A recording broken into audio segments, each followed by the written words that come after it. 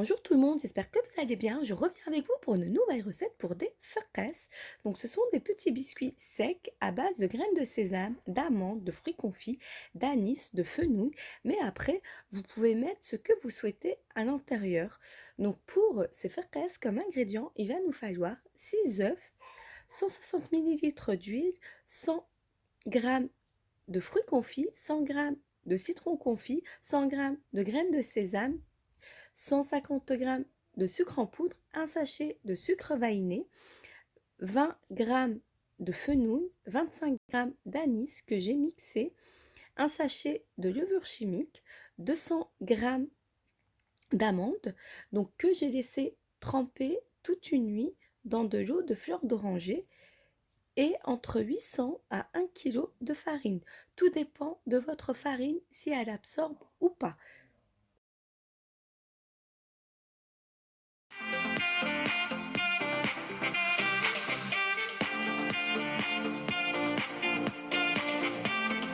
Dans un saladier, on va venir mettre nos œufs, nos sucres et on va mixer le tout au mixeur plongeant. Si vous n'avez pas de mixeur plongeant, vous pouvez faire ça au blender, c'est pareil.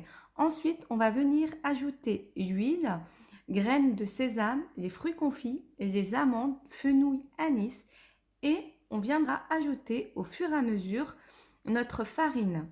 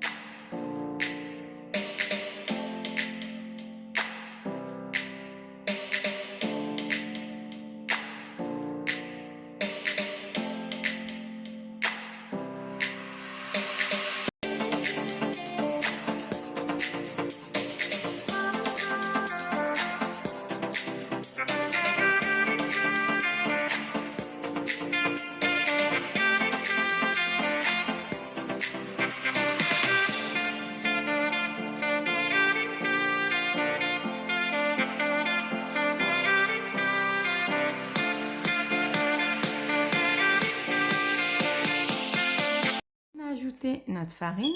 Vous avez vu au niveau de ma pâte comment, en fait, il ne faut pas avoir une pâte trop dure et il faut qu'elle reste un peu collante encore.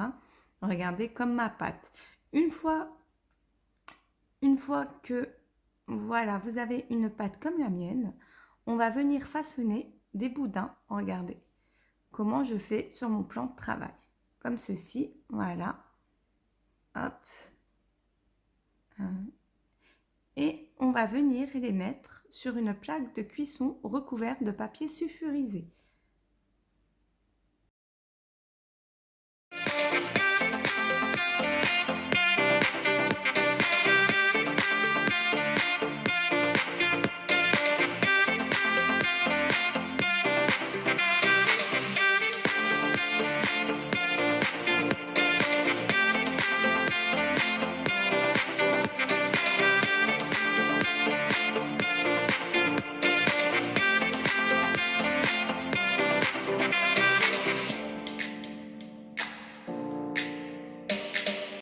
Qu'on a façonné nos boudins, on va venir prendre un jaune d'œuf avec une cuillère à soupe de café instantané, on mélange le tout et on badigeonne nos boudins.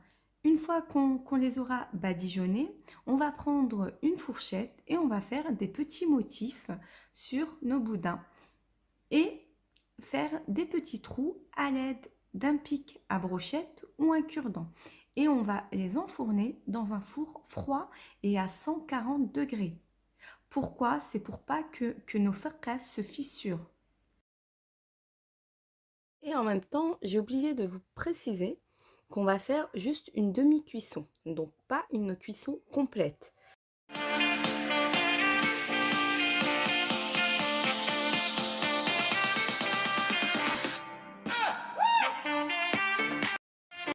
partager avec vous une petite astuce. Regardez, j'ai mis une cuillère en bois pour laisser mon four entrouvert, hein. C'est en fait pour que vos farkasses ne se fissurent pas et les enfourner dans un four froid et non préchauffé et à 140 degrés. Pourquoi cette technique? C'est pour que vos farkasses ne se fissurent pas. Voici nos farkasses, hein, vous avez vu, ils ne sont pas fissurés. Regardez, ils sont restés intacts. Voilà. Et comme ça va vous faciliter aussi au niveau de la découpe. Et même esthétiquement, ils sont plus jolis. On va les laisser au congélateur jusqu'ils durcissent et ensuite... Voici mes farkasses une fois qu'ils ont durci. Voilà, je les ai sortis. Et regardez au niveau de la découpe, regardez vraiment votre farkasse ne s'effrite pas. Vous avez vu, il reste vraiment intact. Donc c'était une petite astuce que je voulais vous partager. Donc le mettre au congélateur, franchement, même pour vous, c'est nickel quoi. Regardez, même esthétiquement, il garde sa forme. Donc voilà. Et surtout, c'est une demi-cuisson, hein, c'est pas une cuisson complète, hein. Je vous précise, hein. Comme là, vous avez bien vu mon farkas, hein, il est juste doré au-dessus, mais il est pas encore cuit, hein. Donc vraiment, faire attention aussi au niveau de la demi-cuisson, hein. Et il faut pas que votre farkas soit cuit complètement.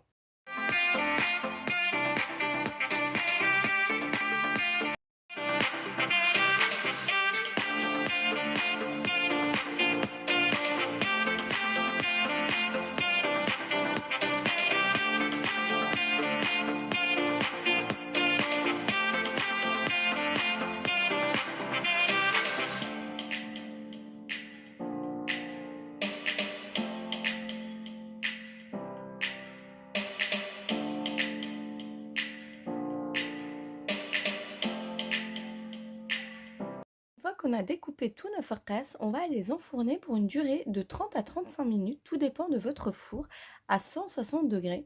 En fait, juste que vos farkas soient dorés et après vous les retirez. Si mes farkas, une fois cuits, vous avez vu, ils sont bien dorés. Voilà, comme ceci. Donc, une fois que vos farkas sont bien dorés comme les miens, vous les retirez du four.